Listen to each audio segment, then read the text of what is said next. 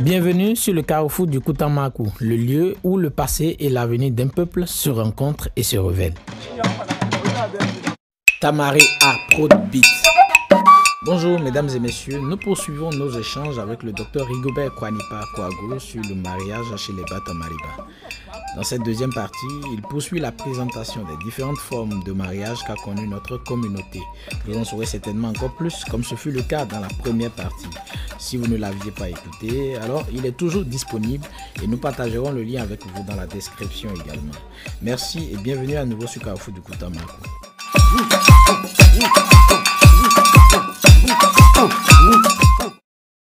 En dehors de mon propos, il y a Kupochua. Kupochua, c'est littéralement, c'est prendre, arracher. Prendre ou arracher. Kupochua.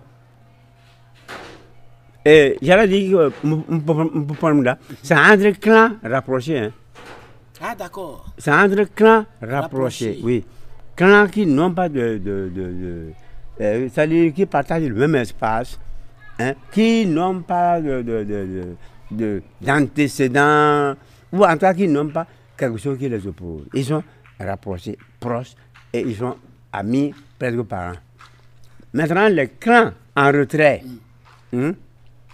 là, quand on voit une femme dans un clan en retrait, un clan lointain, et que on veut l'épouser, là, il faut user de stratégie. Beaucoup de tact. Beaucoup de tact. Et méfiez-vous si jamais on vous met la main là-dessus. Ah non. Ah non, on vous châtie. Corporellement, ah non, on vous châtie. Donc, il faut guetter la femme. Hein? Quand il y a manifestation, il y a des peintes, par exemple, il y a des bandits à l'occasion de tenues de marché. Hein? L'homme doit tout faire pour être présent et chercher les moments favorables pour s'approcher de la femme, mais discrètement. Et le plus souvent, ce n'est pas lui. Il envoie ses cousins, ses amis. Il dit, il faut dire à la femme là que je lui envoie bonjour. Et lui, il est en retrait. Et lui, il est en retrait. Oui. Hein? C'est les autres qui... Bon, donc, pour tromper la vigilance des parents de la fille, ou même de son mari, si elle est déjà mariée, c'est les autres qui l'approchent. Celui qui soupire, le vrai soupirant là, lui, il ne l'approche pas. Il est en retrait. Il est en retrait. Mais cette fréquentation-là, cette tractation-là peuvent durer des mois, voire un an et plus. Ah bon? Ah oui. Ah oui, oui, la femme, si la femme est favorable, elle-même va chercher, elle va trouver des passerelles, les passerelles qui facilitent les contacts. Et si elle est prête à s'engager, qu'est-ce qu'elle fait? Elle envoie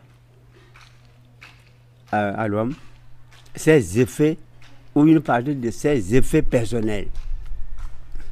Son bracelet, par exemple, sa calebasse, une calebasse neuve.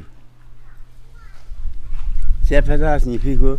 Elle a donné son accord. Voilà, elle s'engage. Maintenant, il reste à mûrir la chose, hein, et à procéder à son enlèvement.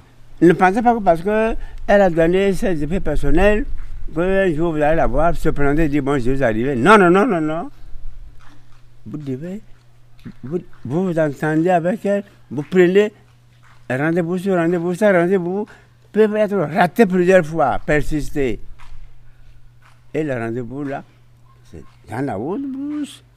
Et la nuit, parce que la femme, ses parents et les hommes de son village soupçonnent qu'elle regarde ailleurs. Donc, elle est surveillée. Et c'est ce qui fait que pour procéder à son enlèvement, il faut souvent c'est la nuit. Hein, vous arrivez dans son village, mais non, nuitamment. Et vous allez dans les arbres. Les arbres tout autour de sa maison. Si c'est ce que vous a dit. Et vous surveillez les mouvements. Est-ce que il n'y a pas d'homme dans le village il n'y a pas un homme qui est arrivé et qui est avec elle. S'il y a un homme avec elle, ça signifie que il lui sera difficile de partir. Sauf que, parce que si c'est son petit copain, elle peut faire comme, elle peut sortir de la chambre à coucher comme si elle allait, si elle allait se mettre à l'aise. Et là, elle s'échappe. Là, comme elle même sait que c'est dangereux, elle ne peut pas résister sur place, au risque d'attirer l'attention, de réveiller le village. Donc, elle vous suit. Et maintenant, arrivée, près de votre village, là, ça chauffe. Elle oppose une résistance farouche. Et pourquoi encore? Comme si elle voulait retourner. Ah ben. Et pourquoi?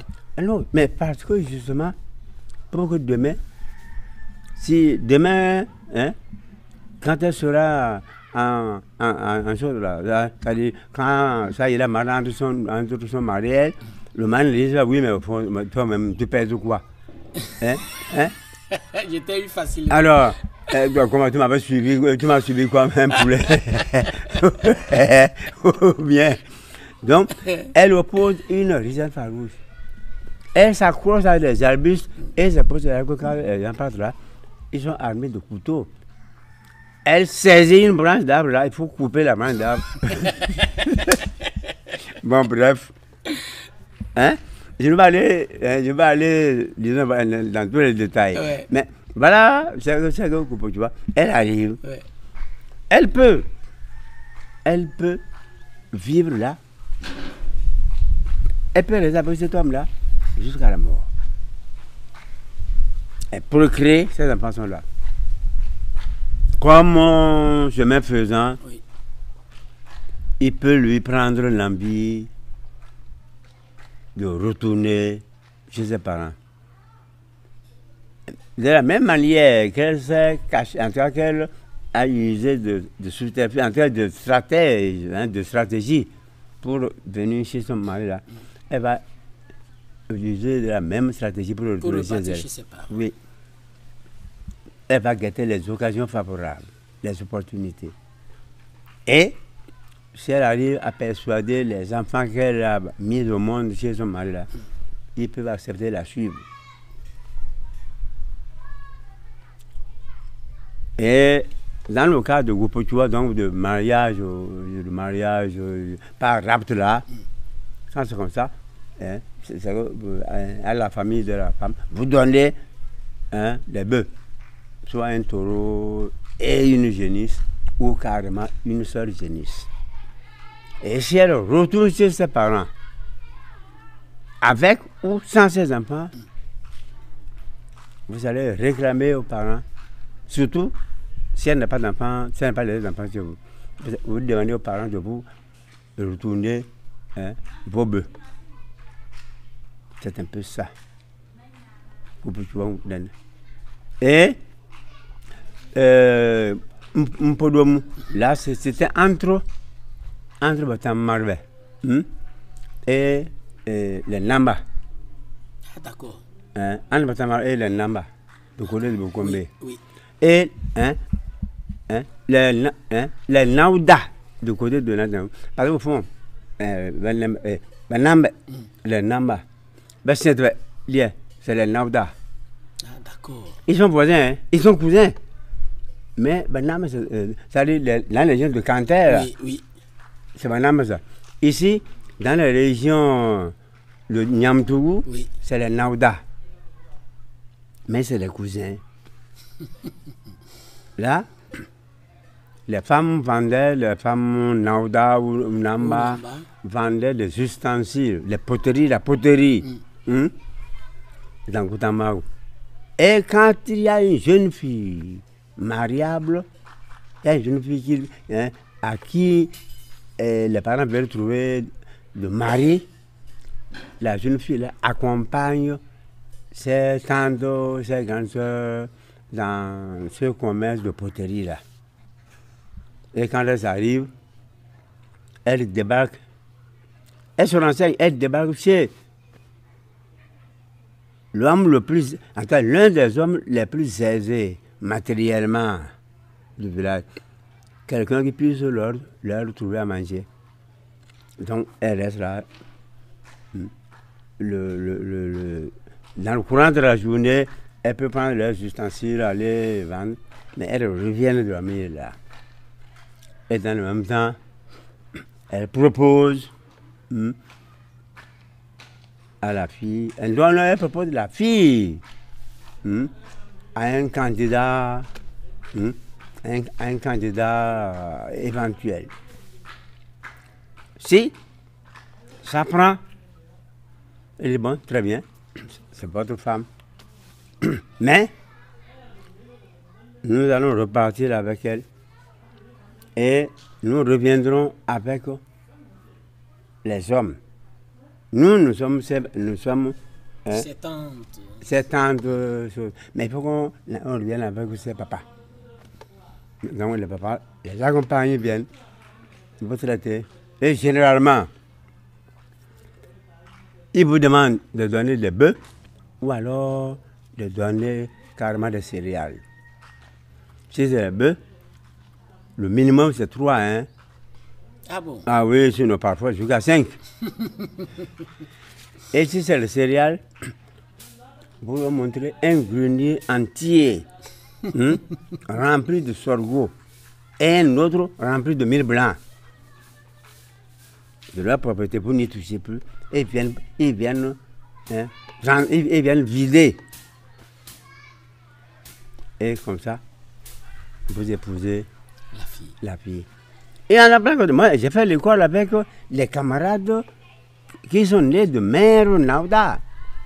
J'ai fait l'école avec eux. N'est-ce pas? Bon, ça, c'est mon podo ça. Mon papa, là, quand une femme est malade et que tous les soins possibles qui lui sont prodigués n'arrivent pas à la soulager, donc quand elle ne recouvre pas, elle n'arrive pas à recouvrir la santé, et que on parle à ses parents, on informe ses parents du fait que quelqu'un est quelque part qui est réputé grand tradipraticien, Oui. et ils vont le voir. S'il arrive à guérir la femme, il arrive à guérir la femme. Il lui dit, et vous mettez d'accord, bon, quand elle aura fait d'enfants, s'il y a une femme dedans, elle sera ma femme. Mais si elle est encore jeune, et qu'il dit, bon, écoutez, bon, moi, je voudrais bien la garder avec moi. Pas parce que je l'ai soignée, mais parce qu'elle plaît à ma famille. Et parfois, les choses se règlent de cette manière-là. Soit c'est une de ces filles qui ne sont pas encore nées, mais qui viendront au monde là, qui va rejoindre un homme de la famille de guérisseur, ou alors c'est elle-même, c'est elle encore jeune. Là, on appelle, mon papa, autrement dit, don de femme. On a donné. Mais toujours est-il que le mari va donner symboliquement quelque chose. Une génisse, par exemple. Symboliquement, pour que ça ne ressemble pas à un débarras. C'est-à-dire que c'est pas que les parents se débarrassent de leur fille. Non. Oui, je comprends. Voilà. Oui. Ça, c'est comme ça. Maintenant, mon petit, comme je l'ai dit, ce n'est pas mon petit, autrement dit, échange de femmes. Ce n'est pas tellement développé chez Otamaï. C'est chez nos cousins, les belles-mères de Kobli, ce qu'on appelle, j'allais dire, Nyende, à partir de la sonorité, de la sonorité de la langue. Quand il dit Nyendo, et on dit bon, c'est les Nyende. Mais ce sont les belles-mères. Ce sont les belles-mères. Donc chez les Nyende, belles-mères, et chez les Biali, Berba, il y a échange de femmes. Si vous êtes un jeune homme et que vous avez des sœurs, vous cherchez quelque part un autre jeune homme qui a des sœurs et vous permettez. Vous permettez. Ou bien, mais chez votre mari, c'est pas trop développé. Non, pas développé. Oui. À la limite, nos parents qui sont proches de Kobli, là, oui. Peut-être. Mais si ce n'est pas ça, quelque part ailleurs, d'autres, non. Ça ne fait pas ça. Il y a maintenant une sixième forme, là, c'est pas le mariage, mais c'est le copinage. Ce que vous appelez aujourd'hui la petite copine ou le petit copain, là. Oui. Ou bien, oui. Bon, la fille est chez elle, elle cherche quelqu'un à peu près de son âge, qui la fréquente et qu'elle fréquente. Et la fréquente mais lui, les parents ne lui demandent pas de contrôle. Il n'y a pas de présence totale. Mais il est tenu par l'éthique sociale et sociétale d'aider les parents de la fille quand ils ont des réalisations à faire, des travaux de champs, les constructions, tout ça, oui, il vient. Il le fait. Mais la femme reste chez ses parents, il reste chez lui. Et quand si la femme procrée, les enfants restent chez elle. Les enfants sont les enfants de ses parents. De ses parents, des parents de la femme. Oui. Eh oui. Hypodjembi, ça s'appelle hypodjembi. Ok.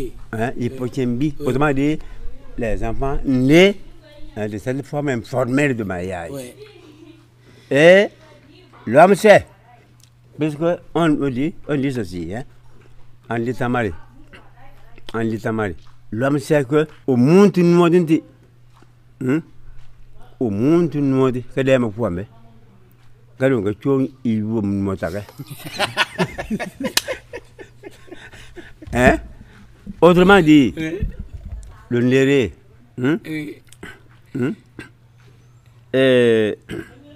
néré est couvert d'une substance jaune sucrée, sucrée, savoureuse, n'est-ce pas? Oui. Bon, il suce. Il avale justement le jus. Oui. Mais les graines de néré là, c'est pas à lui, il les dépose au pied de l'arbre pour le propriétaire. Et donc ce sont les enfants là. Oui, les enfants. C'est comme ça. Bon, toi, en gros, c'est aussi, j'ai survolé les choses. Ouais. Bon, plutôt de toute manière, nous ne sommes pas ici dans un amphithéâtre pour aller en profondeur, faire des analyses, des commentaires. Mais en gros, voilà. D'accord. En tout cas, merci beaucoup. C'est extraordinaire. C'est vrai que vous dites avoir survolé les choses. Mais j'avoue qu'il y a eu beaucoup de détails dedans. Merci, mesdames et messieurs, d'avoir suivi jusqu'ici. Nous vous donnons rendez-vous au prochain épisode qui marquera bien sûr la fin de cette série d'entretiens sur le mariage chez les Bata Mariba. Nous étions avec le docteur Rigobert Kwanipa Kouagou. C'était William Kusando Yuka. Je suis Carrefour du Koutam.